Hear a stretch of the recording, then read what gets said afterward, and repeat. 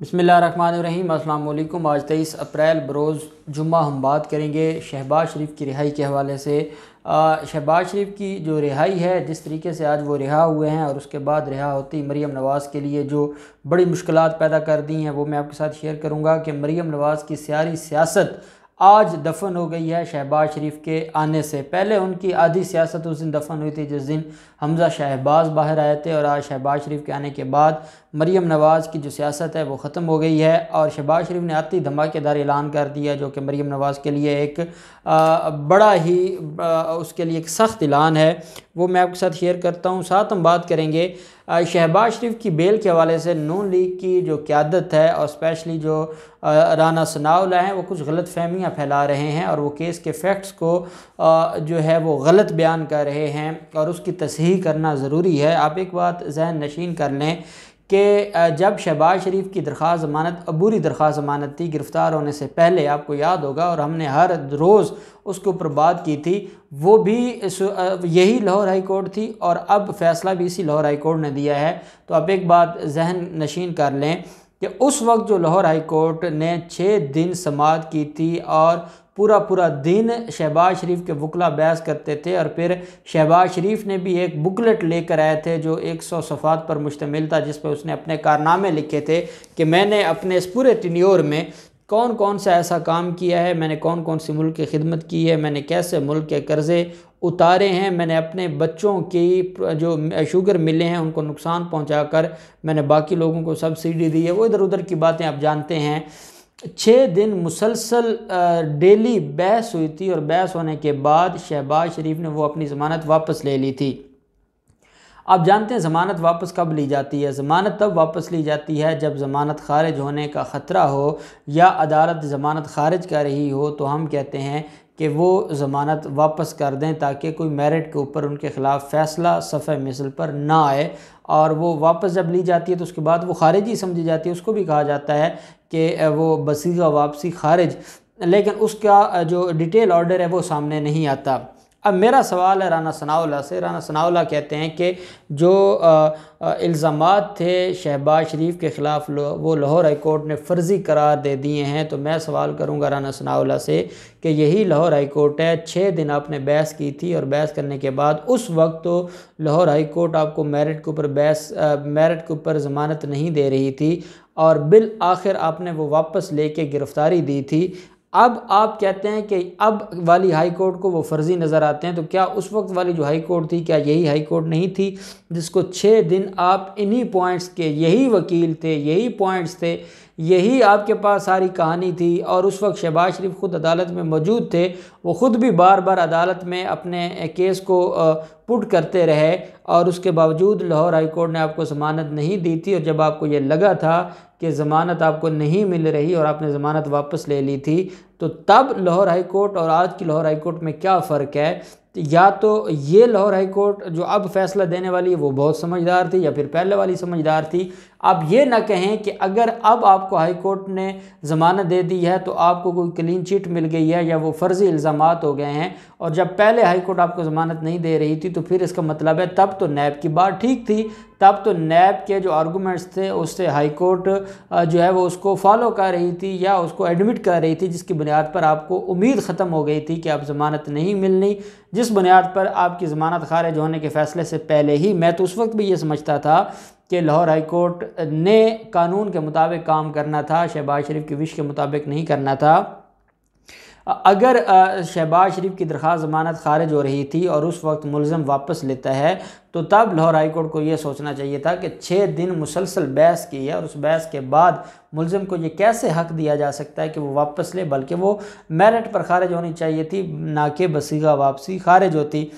अब इन्होंने जो जितना भी ड्रामा रचाया है ये वही केस है जिस केस के अंदर हमज़ा शहबाज की दरख्वास्त ज़मानत पहले लाहौर हाई कोर्ट से खारिज हुई थी और वो मेरिट के ऊपर खारिज हुई थी, और अब जो हमज़ा शहबाज की ज़मानत मंजूर हुई है वो हुई है उसकी हार्डशिप ग्राउंड की बुनियाद पर। और शहबाज शरीफ को जो रिलीफ दिया गया वो 70 साल के कैंसर ज़दा मरीज़ होने की वजह से दिया गया है। यही फैक्ट्स थे, यही केस था। सुप्रीम कोर्ट ये कहती है कि ये इतने शर्मनाक हक़ाइक़ हैं कि आप हक़ाइक़ की तो बात ही ना करें, कोई और बात है तो आप करें। तो ये है इनके ख़िलाफ़ असल केस।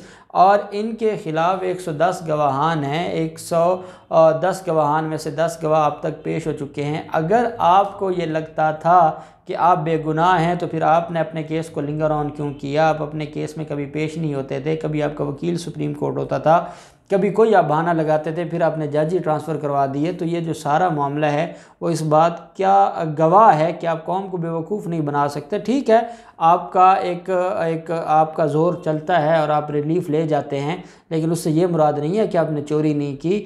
आप सारी दुनिया एक साइड पर हो जाए और वो कहे कि आपने चोरी नहीं की, तो कौम जानती है कि किसी ने तो चुराया है। हमारे मुल्क का जो आज हाल बना है और जो हमारे मुल्क पर जो कर्ज़े चढ़े हैं, जो बुनियादी ज़रूरतों की चीज़ें हैं, वो महंगाई आसमानों को छूने लगी है। हम जो डॉलर है वो हर पाकिस्तानी की पहुंच से बहुत ऊपर चला गया है, वो ऊंची उड़ान उड़ रहा था। डीज़ल है, पेट्रोल है, वो इतना महंगा हुआ, तो फिर ये किसने इस मुल्क का हाल किया? फिर कोई वो जो मुल्क बनाने वाले थे वो कब्रों से उठ के आए और उन्होंने मुल्क को लूटा, या यही लूटने वाले थे जो हमारे साबिक़ा हुक्मरान थे? तो आज भी अगर ये अपने आप को कहें कि हमने ढेले की करप्शन नहीं की, तो इसका मतलब यह है कि इन लोगों के अंदर कोई भी शर्म और हया नामी शय नहीं है। दूसरी तरफ आप ये देखें कि आज जो इन्होंने ड्रामा तमाशा लगाया है, ये बेसिकली जो मुस्लिम लीग लंदन ग्रुप था, जो आज कौमी असम्बली में जो इन्होंने कोई किया है, वो शायद ख़ाकान अब्बासी हूँ या एहसन इकबाल हो या मुसद्दक मलक हूँ, ये ख़ास तरह के लोग मरीम नवाज़ ने इकट्ठे किए हुए हैं। यही वो लोग हैं जिन्होंने पहले असम्बली के बाहर जूते भी खाए थे, जिन्होंने पाकिस्तान तहरीक इंसाफ, जिस दिन वोट ऑफ कॉन्फिडेंस लिया जा रहा था तो पाकिस्तान तहरीक इंसाफ के जो कारकुनान हैं उनके साथ लड़ाई भी की थी। यही वो लोग हैं कि जिन्होंने स्पीकर को कहा था कि हम आपके मुंह पर जूते मारेंगे, और यही वो लोग हैं जो कहते हैं कि हम जो हर हाल में नवाज शरीफ के बयानिया के साथ हैं। आज भी उन्होंने जो ड्रामा रचाया है वो TLP के खैरखा नहीं हैं। TLP वालों को एक बात सोचनी होगी कि जिस दिन आपका ये धरना ख़त्म हुआ था और अफ़वाम तफ़हीम हुई थी, उस दिन ये कहते थे कि आपने इन दहशतगर्दों को कैसे छोड़ दिया है, आप इनके ख़िलाफ़ कार्रवाई करते, आपने इनके साथ आपने अफ़वाम तफ़हीम कर ली है और आपने रियासत के साथ गद्दारी की है, आपने रियासत के साथ ज़्यादती की है, और आज वही वहाँ नारे लगा रहे हैं और उनको फ़्रांस के सफ़ीर की मुल्क बदरी नज़र आ गई है। ये है इनका दोहरा मेयार। यही वजह है कि आज जो मुचलके जमा करवाए गए थे शहबाज शरीफ के, वो सैफुल मुल्क खोखर जामिन है शहबाज शरीफ का। इसको कहते हैं जो हमारे यहाँ कहा जाता है कि मुल्ला चोर और मस्जिद गवाह। ये वही हालात हैं कि जो चोर कौन है? शहबाज शरीफ है। उसका जामिन कौन है? सैफुल मुल्क खोखर। अब आप ख़ुद अंदाज़ा लगाएं कि चोर से बड़ा चोर का जामिन, और वो जामिन क्या होगा और वो क्या उसकी ज़मानत होगी, और वो कैसे जो है वो एक क्रेडिबल आदमी है। खैर, अब क्योंकि हमारे यहाँ कानून में क्रेडिबिलिटी तो है नहीं, इस वजह से सैफुल मुल्क खोखर उनके जामिन बन गए हैं और उनके मुचलके जारी हो गए, रोबकार जारी हुई, वो रिहा हुए। रिहाई के वक्त उनको मरीम नवाज़ लेने नहीं गई, हालांकि मरीम नवाज़ हमज़ा शहबाज को लेने गई थी, और उस दिन भी जो उसने ड्रामा रचाया था उसके बाद ही उनके हालात आपस में ख़राब हुए थे, और आज तक हमज़ा शहबाज और मरीम नवाज़ एक टेबल पर इकट्ठे नहीं बैठे। और आपको ये भी याद है कि इनकी एक मीटिंग में मुँह मारी हुई थी जिस पर नवाज शरीफ मीटिंग से उठकर चले गए थे।